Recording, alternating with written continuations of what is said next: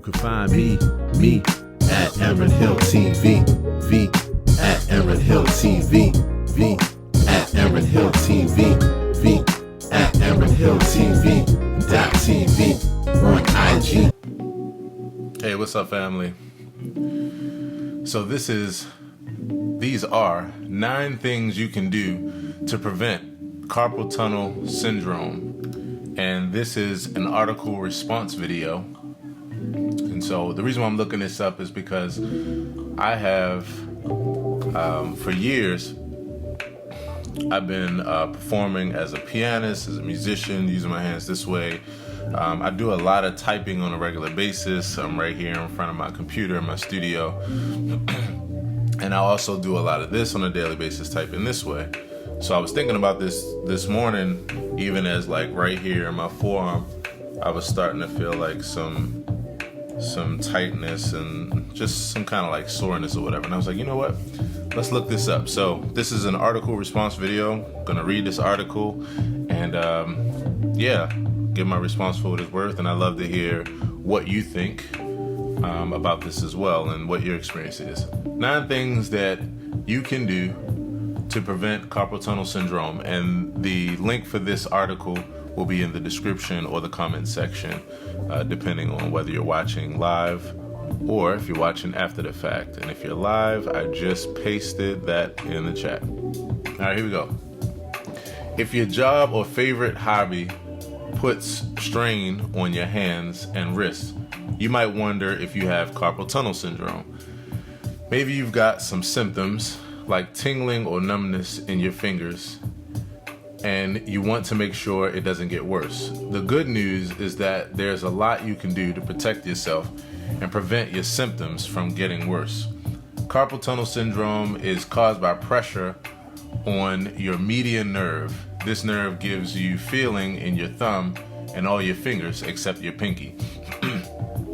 When the median nerve goes through your wrist, it passes through a narrow path, the carpal tunnel that's made of bone and ligament.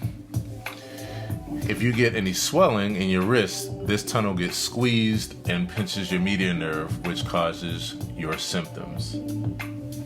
All right, so median nerves, okay. Learning as we go. Ray Taylor, thanks for hanging out, bro. There's no one surefire way to prevent carpal tunnel syndrome, but if you reduce stress and strain on your hands and wrists as much as you can, you may keep it from getting worse. So here are the 9 tips. Number 1, try a softer touch. Often in our daily routines, we get so used to doing things in a certain way that we don't even think about it. Many times you may use more force than you need to get the job done. For instance, you might grip your tools too tightly when a firm hold is plenty. Or you may pound your computer keyboard when gentle strokes will do. As you go through your day, keep an eye, that was kind of funny how they put that. As you go through your day, keep an eye on how tense your hands are and how much pressure you put on them. If you can back off even a little, your hands and wrists will thank you. So I really thank my classical piano teacher, Marilia Caputo, wherever you are in the world. She wound up leaving the U.S. to go to Brazil to live there. But I thank her for the lessons that she gave me. Even more than learning how to play the piano, she gave me lessons on how to sit properly, how to relax my shoulders, how to, relax my muscles in my hands. And yeah, that has carried me a long way. But over time things change. So I'm gonna look, pay attention to my posture and pay attention to the way that I'm playing. Most of the time I try to relax, and I learn to catch myself. It's something I learned when teaching piano over the years. I learned how to help students to understand when they were nervous and looking at the notes or looking at the piano and trying to play, they didn't notice that their shoulders would be clenched, and same way with your wrists and that kind of thing and arms. So I'm going to pay attention to that and try to make sure I'm applying only the amount of pressure needed. Number 2, give yourself a break. Step away from your work to bend or stretch your hands. A 10 to 15 minute break every hour is ideal. This is especially important if you use tools that vibrate or make you apply a lot of force. So step away for 10 to 15 minutes at least every hour. I think that that's important too. I'm going to be paying attention to my breaks. Stretch often. When you take those breaks or any time throughout the day, try this simple stretch. Make a fist. Slide your fingers up until they point straight out. So I guess just that motion. Make a fist, and I'm guessing because your goal is to relieve the symptoms, you don't want to clench too tight. So make a fist. Slide your fingers up until they point straight out. Repeat 10 to 15 times. Or this one, make a fist, release your fingers, then fan them out. Stretch them as far as you can. I got long fingers here. Repeat 5 to 10 times. Number 4, stay neutral. If you can avoid bending your wrists all the way up or down. When you keep your wrist in a straight neutral position, it takes the pressure off of your median nerve. Wearing a wrist brace when you sleep can help do this. Interesting. Never heard of wearing a wrist brace while you sleep. It might also help to wear during activities that trigger your symptoms. So number 4, stay as neutral as possible. I also think this is good too. Like just taking time to do this, because when I find, myself doing this and stretching or releasing this way, it allows me to really intentionally loosen things up. So avoid bending the wrist and stay neutral as much as possible. Number 5, switch it up. To avoid doing the same hand and wrist motions over and over again. For example, if you have a task that you always do with your right hand, do it with your left instead, or mix up your tasks as much as you can give your muscles a break. And I just actually did that this morning when I was doing things with my right hand on my phone, and then I switched to do my left hand because, again, I was feeling the tiredness and the little bit of strain in my right forearm. Number 6, watch your posture. While it's natural to focus on your wrists and hands, how you hold the rest of your body can also make a difference. Poor posture may cause you to roll your shoulders forward. This sets off a chain reaction that shortens your neck and shoulder muscles, crunches the nerves in your neck, and makes wrist problems worse. So you're like this. And that makes sense. Number 6, watch your posture. And I always have to pay attention to my posture.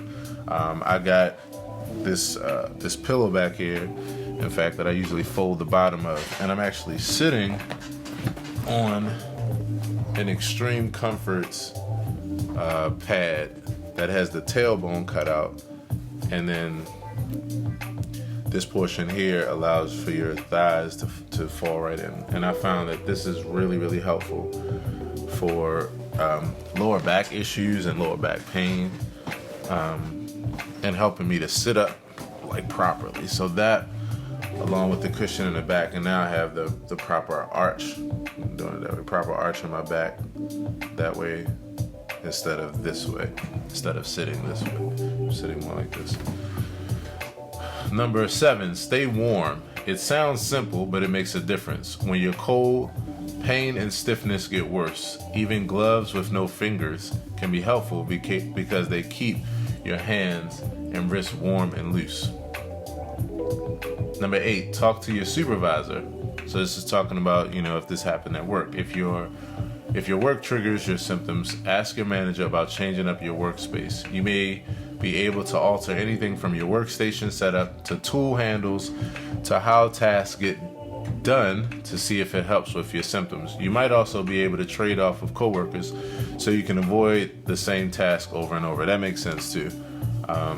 In fact, one of the things that I did this morning in order to switch up my tasks, and it was perfect too because I wound up putting out a tip that I didn't know about before, and that's that if you have a Mac, and you could do this on PC too, you have to figure out what the function key is there, but on a Mac, if you hit the function key twice, if you're on an iMac or MacBook Pro or MacBook Air or laptop, whatever, if you hit the function key twice, that's to the right of the delete button, and to the bottom left under the shift button on the left if you're on a laptop. I'm on a desktop right now, so mine is next to the delete button. If you hit that twice, then you can basically talk and text anything into your computer, any application that you're in, whether you're sending an email, whether you're on the internet and you're typing something in a search, bar, or if you're on a Word document and you want to use it to document text, you can use that. You can hit the function key twice and you can do talk to text to any field on your computer.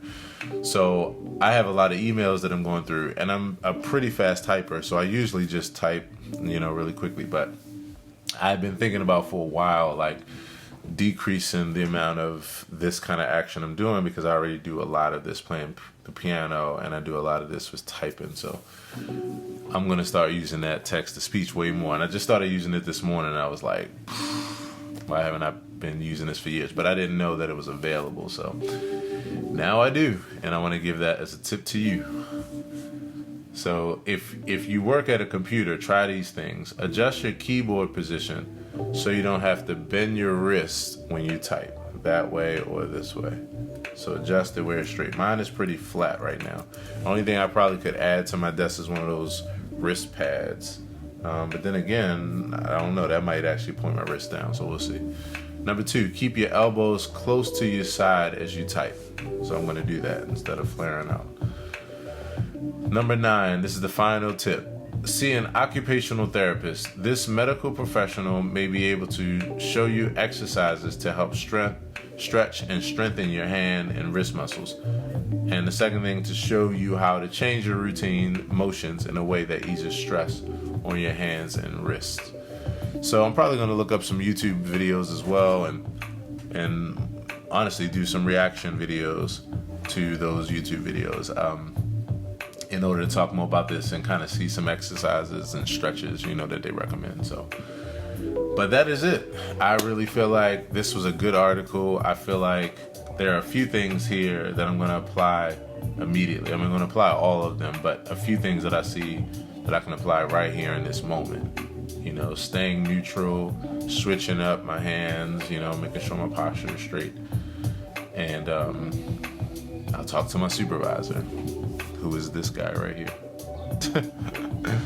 Yeah, so that's about it. Let me know what you thought of that, and let me know what your experience has been. What would you do? Do you have carpal tunnel? Have you applied some things to prevent it? Yeah, let's chat about it. Let's chop it up, and I'll talk to you soon. So to help me to make more content like this, please see the info in the description or comments. Thanks so much for watching. And if we're not already connected on all my other homes, the Facebook, YouTube, Instagram, Snapchat, TikTok, etc., where you can find me at Aaron Hill TV, V at Aaron Hill TV, V